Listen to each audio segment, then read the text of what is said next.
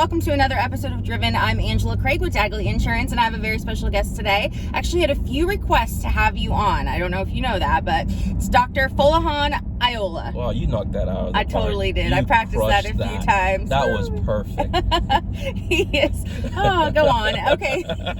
He is a weight loss surgeon and also is has a new business that he's opened in Highland Village called Be Legend. It's a gaming place. We're going to hear more about that. So thanks so much for coming out today. Thank you. Thank you for having me. Yeah, of course. And thanks for teaching me how to say your name right. And I'm glad I did a good job. I could relax now. So, all right. Where do we begin with you? You clearly have a lot of things going on. You're known, I guess, best for being a weight loss surgeon in the area, and you have tons of adoring clients from the research that I've done on you. So how did you come to be a weight loss surgeon? Well, as far back as I can remember, I wanted to be a physician, and my dad's a gastroenterologist, so he's a physician as well. So as far back as I knew, that's what I wanted to do. And I kind of just never got beaten off that path, you know. And then when I finished medical school, I knew I wanted to do something with my hands because I love using my hands. I like art and things like that. I like to be creative. And so I wanted to do surgery. When I finished my general surgery residency, I decided to do advanced training in minimally invasive surgery. And my program just happened to do bariatrics as well. So at the time, I didn't really think bariatrics was a big deal. I thought to lose weight, just jog and exercise and watch what you eat, and then you'd be fine. And during my training in minimal invasive / bariatric surgery, I found that it's not that easy. For a lot of people, it's actually very, very difficult. And so I fell in love with it. And I also fell in love with the patients that I saw, the type of people that I saw. And I felt like people struggling to lose weight have been given such a raw deal in society in terms of people just think, oh, it should be easy, just like I thought. But it's not. And we ought to acknowledge that and support folks struggling with their weight a lot better. And so that's what I decided to do. Where did you go to school, and where are you from? So I was born in Nigeria. Okay. I went to undergrad in Houston, University of Houston. And then I did my medical school here in Dallas at UT Southwestern. And that's how you ended up making Dallas this your home. Exactly. Now, I went to Virginia for general surgery residency, but I came back to Dallas. Okay. And so I consider Dallas home. And this is where I've ultimately lived for the longest period of my life. But that's kind of my journey all over the place. What's something about you that people may not know that you have a passion for, or that you enjoy doing, a hobby? Probably my top hobby right now. I have to say right now because I'm all over the place. My top hobby right now is actually music. Okay. So I am spending this whole year releasing a single every month of the year on songs on different topics, and I'm actually releasing this on all platforms, iTunes, Amazon, etc. So are you producing, writing, singing? I am writing, playing. What are you? What are you doing? So be more specific. I know, right? So I have a few producers that send me instrumentals. They'll send me a beat, they'll send me a song, they'll send me a tune, and I will go through probably 50 to 100 different instrumentals, and I'll pick the ones I like, that invoke a feeling, and then I'll write the lyrics, the chorus, everything like that, and I'll go to the studio and perform it and dub over it and things like that, and work on it until it sounds the way I want it to. Is there a certain genre that it is, or is it just kind of all across the board? It's across the board because my musical tastes are pretty eclectic already. In the operating room, I'm always playing music.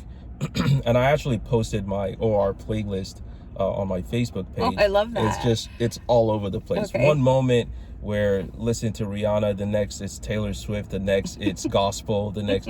I remember sometimes anesthesiologists, they'll look up at me and like, what's going on? And then I'll play country, and it's just all over. And I think good music is good music. If it's well arranged, if it sounds good, it's good music, and I don't care. I'll play it. Yep, I agree 100%. So, all right. So let's talk about your newest endeavor, Be Legend in the district in Highland Village. How did you come up with that concept? Tell us a little bit more about it and what is exciting to you about that. Great. Oh, I could talk about that all day. So, I've always been a gamer. I grew up playing the Atari, Pac-Man, Pong, all that. So I've always been a gamer, and I've followed the gaming scene for as long as I can remember. More recently, there's a game called StarCraft, and there would be these StarCraft competitions where people would come and play, and they'd record it, it'd be on YouTube, and people would be watching, and you'd go. They actually had one downtown Dallas, and I went for that. And there are hundreds of people in the convention center walking around just geeking out, and it's a lot of fun. So there's this whole culture of social gaming. You know, when a lot of times when people think of gamers, they think somebody in their basement, you know, all lonely and by themselves. And that's actually not how gamers are. They're very social creatures. They love talking about it and experiencing it. And so I went looking for a space in Dallas where you could have that social gaming experience. And I didn't like what I saw. Like, I didn't think anyone did it right. There were some places where you could go play, but they'd have nothing to eat. And then places that's a problem. Yes, that's not gonna work for me. I'm a bariatric surgeon, but I love food, okay? So I was like, no, that's not gonna work. And then other places you could go where you could find a little bit to eat. They'd have a limited option in terms of drinks. You could drink soda, you could drink, but they didn't have a nice robust option for you. So I was like, why is that? How come no one wants to be able to eat good food, drink whatever you want? You want an old fashioned, you want a soda, you want just a glass of wine, you know, have all of that, and also be able to play video games, and not just one or two, not just a handful, but everything. And so I looked around, I couldn't find something that would do that. And so in usual fashion, I was like, well, if it's not there, then I'll just make it. I'm going to ask some fun questions that I asked all of my guests. So what was the very first car that you owned or that you drove? The first car that was really mine was a 93 Toyota Corolla. Okay. That was a stick shift, and I loved the feeling of changing gears. And what's your dream car? My dream car was a Lamborghini. Okay. I've always loved Lamborghinis. So that is definitely, I would say that's still my dream car. Okay. I love the Lamborghini. I think it's like no other. Have you had one before? Yes. Why are we not in it? Well, we could go change. I mean, the BMW is really nice, but... All right. So you said you love food. So what's your all-time favorite meal? Probably wings and fries. Okay. So then do you like your wings sauced or dry seasoning? I prefer dry seasoning, but I am a very wide choose person. So when people say, hey, what flavor do you want? I just half and half, or I tell them, give me all the sides, you know, give me all the sauces on the side. Okay. Because I want it all. Yeah. Same. You could go ahead and just hop on a flight or go somewhere right now, where would you go? Probably Jamaica. I like the Caribbean in general. Yeah. Oh, yeah. The Caribbean? Yeah. Okay, so we have this thing. So my daughters and I, is it Caribbean? Oh boy. Caribbean, and then you say I don't know now. You confuse the Caribbean. Caribbean. So that's the third one that we're throwing in the mix. Yeah. Yeah, I've heard all those. Next time I go to Jamaica, I'm going to say, where are we? What part of the world is this? And I'm going to see what they say. Yeah. So you have sons? I do. Okay. And they're? 10 and 7. Okay. And you've been married to your wife since 2008. Yeah. I can't do the math. Oh my gosh.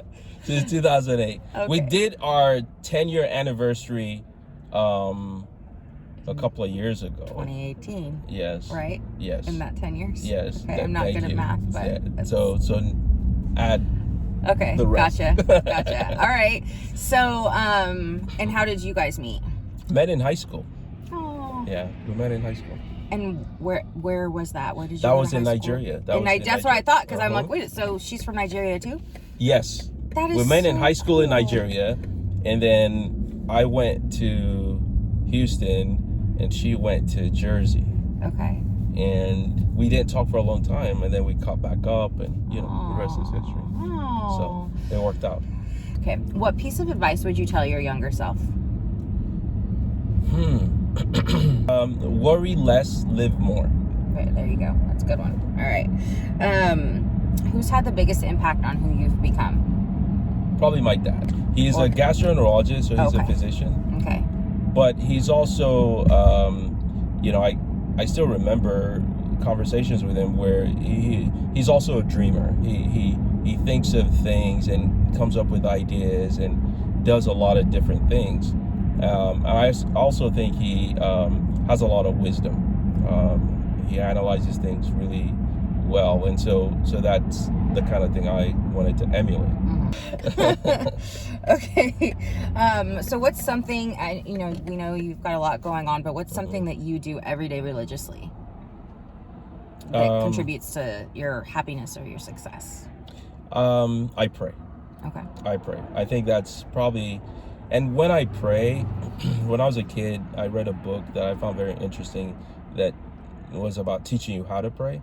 And what I took away from that book was to give thanks. And so I find myself giving thanks a lot. And no matter how my day went, or good, bad, ugly, I still give him thanks. I give God thanks for everything, all the time. And so I think that's probably the most important thing I do. What accomplishment would you say that you are most proud of?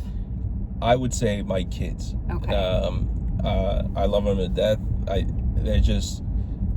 think if I had to look back and say, okay, well, what was my contribution to this world that I'm most proud of? It would definitely be my two boys. I think they're a blessing. And honestly, I guess most people would say this too, but they're the reason for being and doing things, and a lot of what I do is to make sure they're okay and they're happy, well adjusted and productive. And I love it when they go around and they see what I do and their eyes get big and I'm like, oh wow, Dad, you're doing that, because I think it imparts on them this desire to also be good citizens of the world and to impart something on the world. And I think that's the best thing you can ever hope for, a good legacy. Yes. All right, one last question for you. What drives you every day to be the best that you can be for your patients, for your family, for your community? What drives you? What keeps you going? I think that if you are to become somewhat immortal, you have to have contributed something worthwhile. And so that's what drives me, is to bring value to people. I think ever since I was a kid, probably the happiest I get is when I'm making people happy. And so I love making people laugh, smile, have good feelings. If they're down, find a way to cheer up their spirits and things like that. So I love that, because people will always remember how you made them feel. Not so much what you said or what you did, but how you made them feel. And so I think it's important to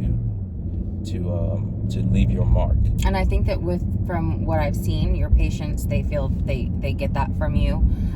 So that what you're doing is what you're saying is what you're doing. So that's awesome. And I'm grateful for that. Well, I'm grateful for your time today. My pleasure. You're busy, and I really appreciate it. And next time we're gonna have to get the Lambo. Yes, we will. And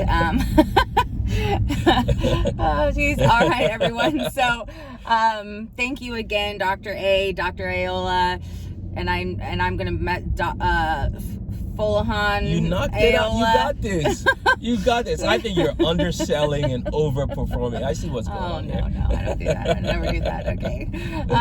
So if you would like more information regarding any of his projects that he has going on, whether that be weight loss, your gaming place, Be Legend, or your music, I mean, let's go ahead and get that playlist. I want that OR playlist. We'll share that when we share the interviews. So contact Dr. Ayoola, follow him you're on social media. Yep.